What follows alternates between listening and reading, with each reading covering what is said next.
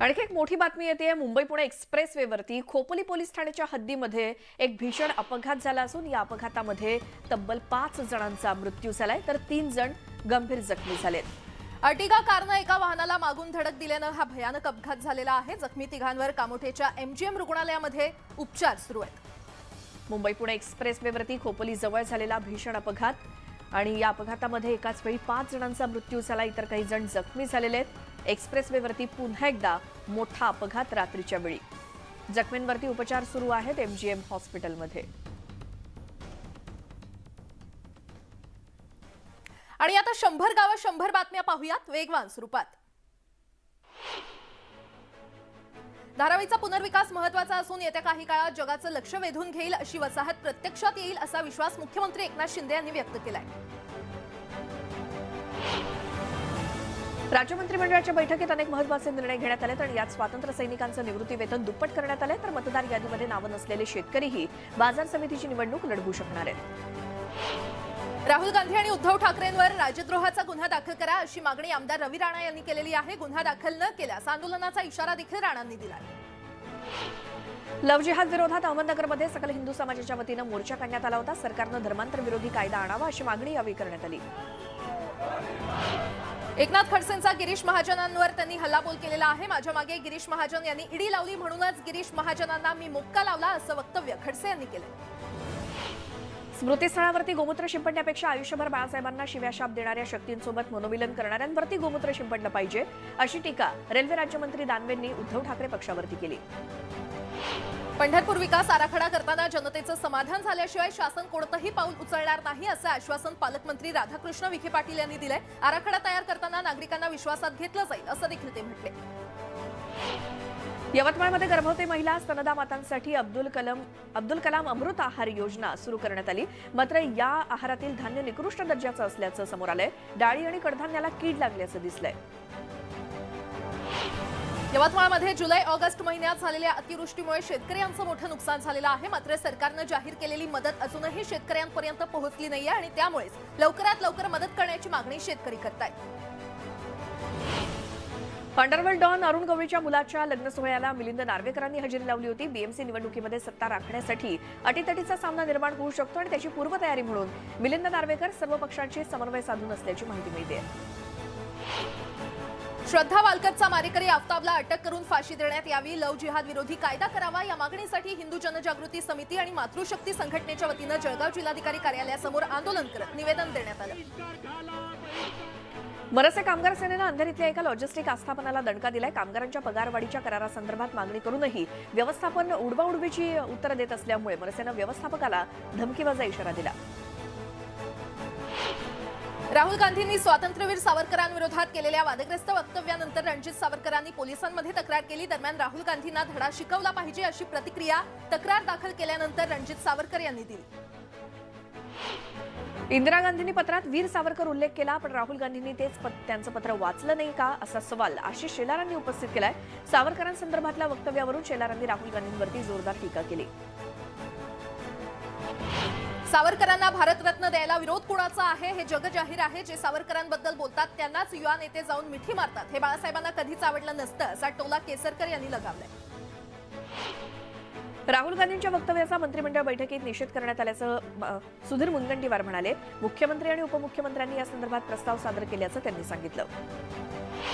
स्वातंत्र्यवीर सावरकरांचा अपमान करणाऱ्यांना चोख उत्तर देऊ असा इशारा संदीप देशपांडे यांनी दिलाय। राहुल गांधींच्या वक्तव्याचा निषेध करण्यासाठी मनसे नेते शेगावला रवाना झालेले आहेत। यावेळी देशपांडेंनी राहुल गांधींवर हल्लाबोल केला। सांगलीच्या मिरजेत राहुल गांधी यांच्या फलकाला जोडे मारून निषेध व्यक्त करण्यात आला। जर परत अशी घटना घडली तर भारत जोडो यात्रेमध्ये घुसून राहुल गांधी यांच्या तोंडाला काळं फासलं जाईल असा इशारा बाळासाहेबांची शिवसेना पक्षाकडून देण्यात आलाय। वर्धेमध्ये भारतीय जनता पक्षाच्या वतीनं राहुल गांधी यांच्या पोस्टरला जोडे मारून आंदोलन करण्यात आलं। यावेळी राहुल गांधी यांच्या विरोधात जोरदार घोषणाबाजी करण्यात आली। रायगडच्या माणगावात बाळासाहेबांची शिवसेना पक्षाकडून राहुल गांधींविरोधात जोरदार निदर्शनं करण्यात आली। राहुल गांधी यांच्या फोटोला जोडे मारत राहुल गांधी हाय हायच्या घोषणा देण्यात आल्या। हिंगोली शहरात भाजपच्या कार्यकर्त्यांनी राहुल गांधींच्या पोस्टरला काळं फासलं। सावरकरांविषयी केलेल्या आक्षेपार्ह वक्तव्याबद्दल आंदोलन करत राहुल गांधींच्या फोटोला चपला मारत निषेध करण्यात आला। राहुल गांधींच्या सावरकरांविरोधातील विधानाचा निषेध करत औरंगाबादमध्ये भाजपनं निदर्शनं केली आणि यावेळी राहुल गांधींसोबतच त्यांच्या गळ्यात गळे घालणाऱ्या शिवसेनेचा सुद्धा निषेध करण्यात आला. बुलढाण्यात राहुल गांधींनी सावरकरांबद्दल केलेल्या आक्षेपार्ह वक्तव्याविरोधात भाजपनं आंदोलन केलं. जयस्तंभ चौकात भाजप कार्यकर्त्यांनी राहुल गांधींच्या फोटोला जोडे मारत निषेध व्यक्त केला. ठाकरेंच्या पक्षाकडून निवडणूक आयोगाला 2,28,000 प्रतिज्ञापत्र सादर करण्यात आली आणि पक्ष चिन्हाबाबत निवडणूक आयोगानं दोन्ही पक्षांना 23 नोव्हेंबरपर्यंत कागदपत्र सादर करण्याचे आदेश दिले होते. पुण्यातील सारसबाग येथे बाळासाहेबांच्या प्रतिमेला बाळासाहेबांची शिवसेना पक्षाकडून पुष्पहार अर्पण करण्यात आला. यानंतर शिवसेना पक्षातील पदाधिकाऱ्यांच्या गंगाजल आणि गुलाब पाण्यानं जागा पवित्र करत शिवसेना प्रमुख बाळासाहेब ठाकरे यांच्या प्रतिमेला देखील गंगाजल आणि गुलाब पाण्यानं पवित्र केलं. शेर अकेला आता आहे असं म्हणत एकनाथ खडसेंनी गिरीश महाजनांना आव्हान दिलं. जिल्हा दूध संघाच्या निवडणुकीत मंदा खडसेंना पराभूत करण्यासाठी भाजपचे मंत्री आणि आमदार कामाला लागल्याचं खडसे म्हणाले. आमदार गोपीचंद पडळकर समर्थकांची एसटी कर्मचारी संघटनेच्या सोलापूर जिल्हा अध्यक्षपदी निवड झालेली आहे. या निमित्तानं पंढरपुरात त्यांचा सत्कार करण्यात आला. शिवसेना प्रमुख बाळासाहेब ठाकरेंच्या स्मृतिदिनी वरळी शाखेकडून रक्तदान शिबिर भरवण्यात आलं. विशेष म्हणजे 2012 पासून प्रत्येक महिन्याच्या 17 तारखेला रक्तदान शिबिर भरवलं जातं. अरविंद भोसले 10 वर्षांपासून 119 महिने हे रक्तदान शिबिर आयोजित करत अनोखी आदरांजली बाळासाहेब ठाकरेंना वाहतात. अल्प आणि अत्यल्प गटाच्या अनामत रकमेत कोणतीही वाढ न करण्याचा निर्णय म्हाडानं घेतलेला आहे. मात्र त्याचवेळी मध्यम आणि उच्च उत्पन्न गटाची अनामत रक्कम मात्र वाढणार आहे. महाराष्ट्रात शिंदे फडणवीस सरकार सत्तेत आल्यानंतर 5 महिन्यातच हायस्पीड ट्रेनसाठीचं भूसंपादनाचं काम पूर्ण झालं. दरम्यान प्रकल्पाच्या उभारणीसाठी 3 महत्त्वाच्या निविदा सुद्धा मागवण्यात आल्या. मंत्रालयात एकानं आत्महत्येचा प्रयत्न केला. कॅबिनेट सुरू असताना 5व्या मजल्यावरून जाळीवर उडी घेतली आणि यात तो जखमी झाला. दरम्यान ही व्यक्ती मानसिक रुग्ण असल्याची माहिती पोलिसांनी दिली. मुंबईतल्या सोनापट्टी भागात एकानं आत्महत्येचा प्रयत्न केला. मात्र पोलिसांच्या सतर्कतेमुळे हा अनर्थ टळला. प्रेम प्रकरणातून हा तरुण सुमननगर परिसरातून जाणाऱ्या महामार्गावरच्या होर्डिंगवरती चढला आणि तरुणाच्या या स्टंटबाजीमुळे काही काळ महामार्गावरची वाहतूक विस्कळीत झाली होती. भिवंडीमध्ये गोवरचा फैलाव झालाय. आतापर्यंत 44 जणांना संसर्ग झाल्याची माहिती समोर आली असून महापालिकेकडून युद्धपातळीवर लसीकरण मोहीम सुरू करण्यात आली आहे. जळगावात हिंदू जनजागृती समिती आणि मातृशक्ती संघटनेनं आंदोलन केलं. श्रद्धा वालकरच्या मारेकऱ्याला फाशीची शिक्षा द्या आणि लव्ह जिहाद विरोधी कायदा करण्याची मागणी आंदोलकांनी केली. जळगावमधील धरणगाव बस स्थानकात रात्री एसटीच उपलब्ध न झाल्यानं अनेक विद्यार्थी अडकून पडले होते आणि यावेळी उद्धव ठाकरे पक्षाच्या कार्यकर्त्यांनी विद्यार्थ्यांना मदत करत एसटी उपलब्ध करून दिली. जुन्नरमध्ये पांडव शेती भांडार या दुकानावरती कृषी विभागानं कारवाई केली. भेसळयुक्त बियाणं विकल्याचा आरोप विक्रेत्यांवरती आहे आणि या प्रकरणी 7 गोदामं सील करण्यात आली.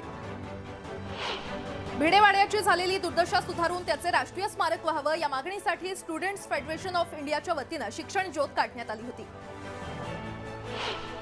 मेडीगट्टा बाधित शेतकऱ्यांचं 10व्या दिवशी आंदोलन सुरूच आहे. आता बाधित गावातील अनेक घरांवरती काळे झेंडे लावून तेलंगणा सरकारचा निषेध सुरू आहे. जळगाव जामोदमध्ये राष्ट्रवादी काँग्रेसच्या युवकांनी विविध मागण्यांसाठी नगरपरिषद कॉम्प्लेक्स टॉवरवर अनोखं आंदोलन केलं. निवेदन मागण्या पूर्ण न झाल्यानं हे आंदोलन करण्यात आलं. अमरावतीच्या नांदगाव खंडेश्वरमधील कृषी केंद्र बंद करण्याच्या मागणीकडे दुर्लक्ष केल्याच्या निषेधार्थ एका शेतकऱ्यानं आत्मदहनाचा प्रयत्न केला. पोलिसांनी त्वरित त्याला अडवल्यामुळे अनर्थ टळला.